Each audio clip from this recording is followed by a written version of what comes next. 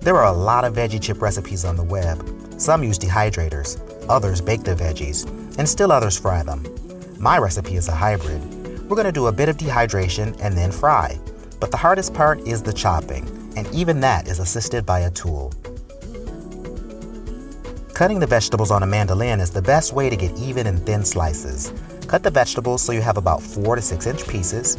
Then you slice them at the 1/16 inch setting on the mandolin.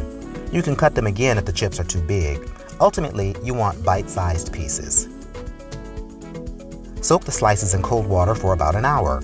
This will remove some of the excess starch and help to tenderize them. Next, let the slices dry in the refrigerator uncovered until they are dry to the touch. This might also take an hour. If there's any moisture left, you can pat the vegetables dry with a paper towel. After they're all dry, fry the chips in batches at about 375 degrees. They only need about 2 minutes in the fryer. Let the oil drain off the chips and onto a paper towel for about 15 minutes. Now let's finish these up. I'm topping the chips with a bit of sumac for sourness, some flake salt, and nutritional yeast. They're like cheesy, salty, and vinegar chips. So good.